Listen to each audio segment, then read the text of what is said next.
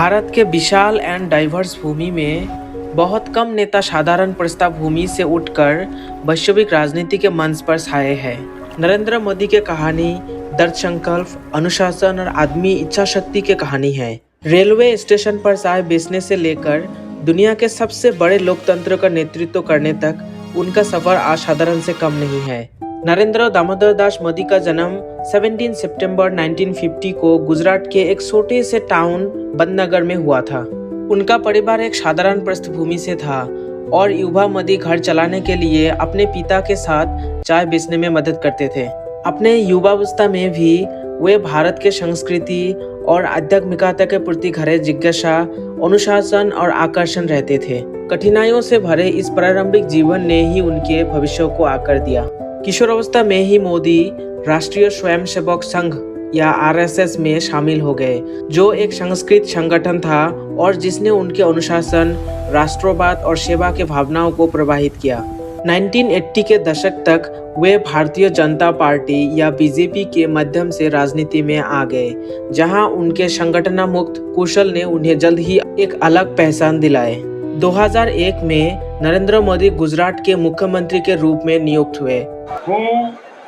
नरेंद्र दामोदर दास मोदी ईश्वરના નામે સોગંદ લઉં છું કે કાયદાથી સ્થાપિત ભારતના સંવિધાન પ્રત્યે હું સાચી શ્રદ્ધા અને નિષ્ઠા ધરાવીશ।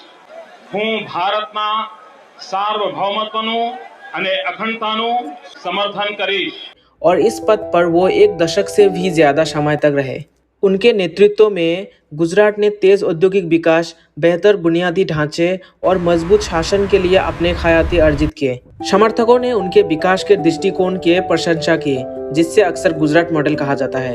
नरेंद्र मोदी की सबसे अच्छी बात ये लगती है कि वो टेक्नोलॉजी को लेकर, एंटरप्रेन्योरशिप को लेकर, व्यवसाय की दुनिया, नए लोगों को उभरने का मौका देने के मामले में, खुद तकनीक के बारे में जानकारी रखने में, काम को लेकर एल्कोहलिक होने में, इन सब चीज़ों में शानदार नेता है।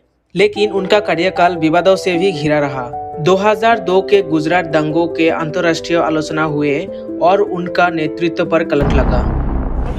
An Indian court has jailed 11 Hindus for life for the murder of dozens of Muslims during riots in Gujarat in 2002.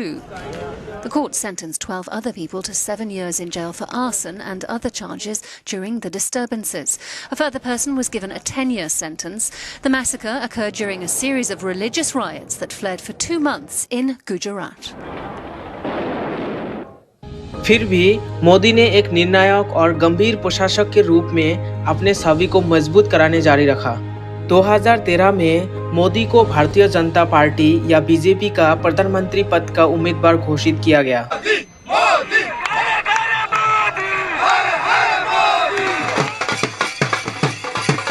उनके अभियान जैसे कि विकास, मजबूत शासन और एक नए भारत के विजन के वादों से पूरे देश में जोश का माहौल भर दिया। 2014 के आम चुनाव में एक ऐतिहासिक जीत दर्ज हुआ। भाजपा उर्फ बीजेपी को पूर्ण बहुमत मिला और नरेंद्र मोदी भारत के 14th प्रधानमंत्री के रूप में बने। मैं नरेंद्र दामोदर दास मोदी ईश्वर की शपथ लेता हूं कि मैं विधि द्वारा स्थापित भारत के संविधान के प्रति सच्ची श्रद्धा और निष्ठा रखूंगा। प्रधानमंत्री के रूप में मोदी ने एम्बिशियस इनिशिएटिव लॉन्च किया, जैसे कि make in India, digital India, स्वस्थ भारत अभियान एंड जनधन योजना, जिससे लाखों लोग बैंकिंग प्रणाली से जुड़े। डिजिटल इंडिया भारत का संकल्प है। डिजिटल इंडिया आत्मनिर्भर भारत की साधना है। उनके विदेश नीति ने भारत के वैश्विक उपस्थिति का विस्तार किया और विश्व नीतियों के साथ उनके मजबूत संबंध स्थापित हुए।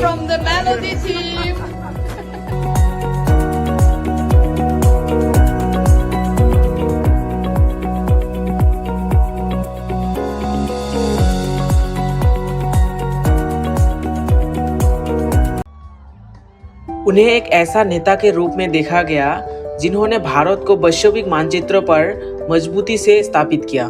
2019 में 5 साल सत्ता में रहने के बाद मोदी और भी बड़े जीत के साथ दूसरा बार सत्ता में लौटे। मैं नरेंद्र दामोदर दास मोदी ईश्वर की शपथ लेता हूं कि मैं विधि द्वारा स्थापित भारत के संविधान के प्रति सच्ची श्रद्धा और निष्ठा रखूंगा। मैं भारत की प्रभुता और अखंडता अक्षुण्ण रखूंगा। उनका ये दूसरा कार्यकाल बहुत ही साहसिक और विवादपूर्ण फैसलों से भरा रहा, जैसे कि जम्मू कश्मीर में आर्टिकल 370 को हटाना। Of course, I'm talking about the Balakot airstrikes of February 2019. Before sparking a deadly air battle the following morning, would draw Pakistani blood before being shot down in his MiG-21. और पूरे देश में citizenship amendment act को लागू करना।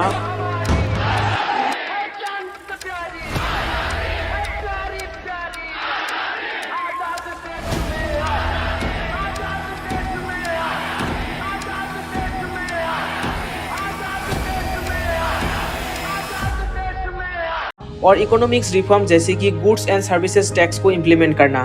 कोविड-19 महामारी के दौरान मोदी ने भारत को सबसे कठिन चुनौतियों में से एक से उबरा। पूरे देश भर में लॉकडाउन को लागू कराना। आज रात 12 बजे से पूरे देश में, ध्यान से सुनिए, पूरे देश में आज रात 12 बजे से संपूर्ण देश में संपूर्ण लॉकडाउन होने जा रहा है। वैक्सीन उत्पादन बढ़ाना और दुनिया के सबसे बड़े टीकाकरण अभियान में से एक को शुरू करना। अपने समर्थकों के लिए मोदी एक दूरदर्शी नेता है जिन्होंने वैश्विक मंच पर भारत के छवि को बदल दिए, जैसे कि गरीबों को सशक्त बनाया और मजबूत शासन दिया। अपने आलोचनाओं के लिए वो एक ध्रुवीकरणकारी व्यक्ति है जिनकी नीतियों ने सामाजिक विभाजन को और भी गहरा किया है। करे या विरोध करे, नरेंद्र मोदी ने निसंदेह भारत के राजनीतिक परिदृश्य को एक नया रूप दिया। बुलेट ट्रेन है पहचान हमारी, ये उपलब्धि है मोदी जी आपकी और हमारी। पदनगर स्टेशन पर एक चाय बेचने वाले से लेकर दुनिया के सबसे बड़े लोकतंत्र के प्रधानमंत्री तक नरेंद्र मोदी का सफर धैर्य, महत्वाकांक्षा और नियति की कहानी है। उनके जीवन हमें याद दिलाता है कि नेतृत्व तो विरासत में नहीं मिलता, इसे एक एक कदम आगे बढ़कर अर्जित किया जाता है। नरेंद्र मोदी वो शख्स जो गुजरात के गलियों से उठकर 1.5 अरब लोगों का नेतृत्व करने के लिए आगे आया है। एक ऐसा सफर जो भारत के भविष्य को आकार दे रहे हैं।